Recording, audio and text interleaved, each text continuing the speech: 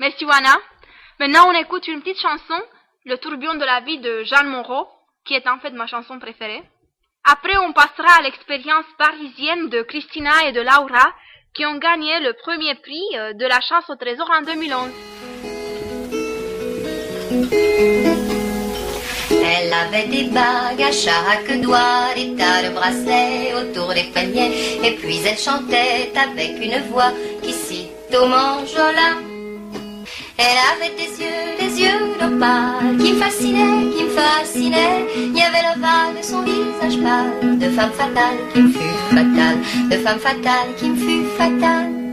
On s'est connus, on s'est reconnus, on s'est perdu de vue, on s'est perdu de vue, on s'est retrouvés, on s'est réchauffés, puis on s'est séparés. Chacun pour soi est reparti dans le tourbillon de la vie. Je l'ai revu un soir, aïe aïe aïe, ça fait déjà un fameux bail, ça fait déjà un fameux bail.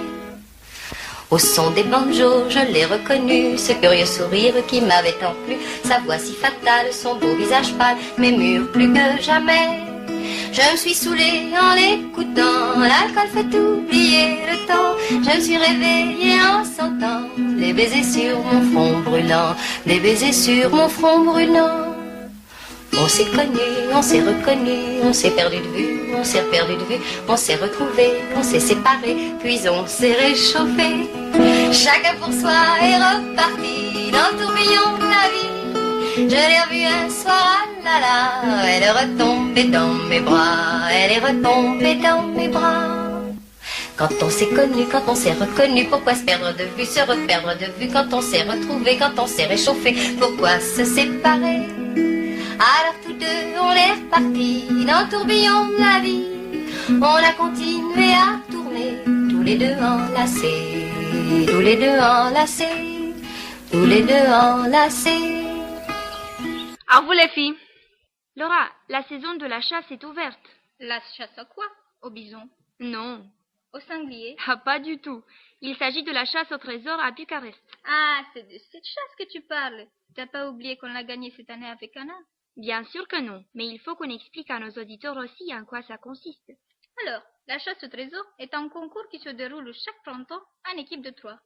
Les chasseurs doivent chercher des endroits francophones à Bucarest, comme des restaurants, des musées, des expositions, des institutions. Pour trouver ces endroits, on doit déchiffrer au préalable une série de devinettes. Tu crois, Christina, que nos auditeurs seraient capables de résoudre l'une de nos énigmes? Testons-les. Alors, cap ou pas cap? Attention, l'énigme est la suivante. Des flashs, mais pas des photographes.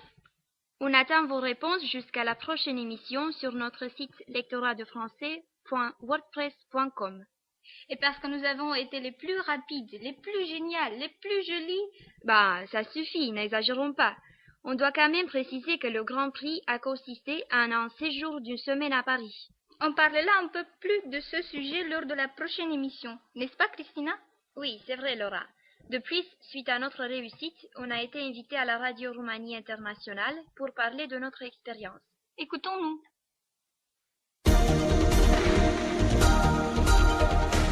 RRI en français, c'est cool. Paroles jeunes.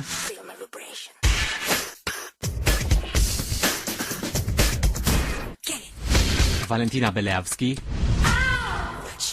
Bonjour à toutes et à tous. Chers amis, aujourd'hui nous irons à la chasse. Vous n'aurez besoin ni de fusil ni de casquette car c'est une chasse au trésor francophone destinée aux étudiants de Bucarest avec une surprise pour les participants et pour RRI. Nous allons la découvrir dans les minutes suivantes. Merci d'être avec nous. Paroles jeunes. Fin avril, pour la 6e année consécutive, les lecteurs français de l'Académie d'études économiques et de l'Université Polytechnique ainsi que l'équipe du Collège juridique de Bucarest et le lectorat de français de l'Université de Bucarest ont organisé un concours interuniversitaire à Bucarest. La chasse au trésor francophone. Objectif, trouver les principaux endroits francophones ou francophiles de la capitale roumaine. Pour la première fois, le service français de RRI figurait sur la liste des endroits à découvrir. Et maintenant, j'ai invité dans le studio les gagnantes de l'édition 2011 de la chasse au trésor francophone, 3 étudiantes en première année à la faculté de langues étrangères de l'Université de Bucarest. Bonjour les filles, je vous prie de vous présenter tout d'abord. Je m'appelle Anna Maria Bodgros. Je suis étudiante à l'Université de Bucarest, faculté des langues et littératures étrangères, français et anglais. Bonjour, je suis Christina Coucou. J'étudie à la même faculté que Anna, mais ma spécialité est français et allemand. Bonjour, je m'appelle Laura Stan et j'étudie la même faculté que les filles, mais j'ai comme spécialité français-portugais. Aujourd'hui, nous sommes là pour parler de la chasse au trésor francophone. Est-ce que vous voulez expliquer un peu pour nos auditeurs qu'est-ce que la chasse au trésor? La chasse au trésor, c'est une compétition très intéressante. C'est pourquoi nous avons participé, parce qu'on a vu l'affiche et on a pensé que ça c'est très intéressant de chercher des lieux francophones à Bucarest et amusant en même temps. Et c'est quelque chose qu'on n'a jamais fait. Et nous nous sentons déjà des chasseurs. Voilà. Alors, quels sont les endroits que vous avez dû découvrir cette année? On a eu 7 endroits et les indices ont été bien difficiles. On s'est préparé un peu avant. On a cherché sur Internet des endroits possibles. On savait en fait qu'un des endroits serait le Musée national d'art parce que tous les années, c'était les musées. L'endroit que j'ai trouvé le plus amusant a été Bellu. Le cimetière Bellu. Oui. Ouais. Un cimetière célèbre de la capitale roumaine de Bucarest. Exactement. L'indice a été nous y mangeons paisiblement des pissenlits par la racine. Et on pensait, qu'est-ce que c'est? C'est un restaurant parce qu'on mange des pissenlits? Non. C'est un restaurant où on ne mange que des plats végétariens. C'est ça qu'on a pensé. Mais on était un peu confuse au début et on a cherché sur Internet où on a trouvé l'expression. Oui, manger des pissenlits par la racine. On s'est rendu compte, c'est ça. C'est être morte. Et alors on s'est rendu compte que c'est un cimetière et toujours sur Internet, on a appris que le cimetière Bellu a un pavillon francophone. En fait, un pavillon où sont enterrés les soldats de la Première Guerre mondiale. Un autre indice aussi difficile, c'était Radio Roumanie Internationale. Des flashs, mais pas des photographes. Premièrement, nous avons cru que c'était le musée, encore, parce qu'on a pensé aux images, aux photographes. Mais puis, flash signifie télévision. Sans photographie signifie radio. Et nous savons déjà que l'année dernière a été RFI, oui, RFI. Oui. Et nous avons pensé quelle autre radio existe ici en Bucarest et qui transmet en français. Et nous savons que Radio Roumanie Internationale transmet aussi en français et en anglais. Merci les filles. Notre émission touche à sa fin, mais avant de vous quitter, laissons Claudia nous raconter l'histoire des Lumières de Noël.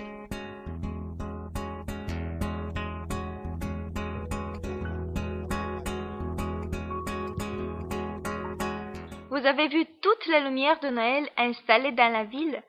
Vous avez déjà pensé d'où viennent ces lumières? Je vais vous expliquer un peu leur histoire. La première mise en lumière d'un arbre de Noël remonte au XVIIe siècle. À cette époque, l'illumination du sapin de Noël se faisait grâce à des coquilles de noix que l'on remplissait d'huile et dans lesquelles flottait une mèche de coton que l'on brûlait.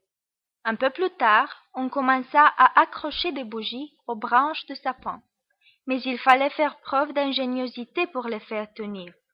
On imagina, par exemple, de percer le tronc du sapin afin d'y introduire des tiges faisant office de branches sur lesquelles on fixait des petits bracelets destinés à soutenir les bougies.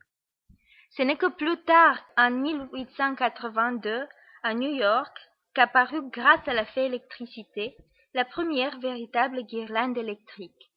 Cette guirlande se composait de 80 petites ampoules conçues par Thomas Edison et son associé Edward Johnson.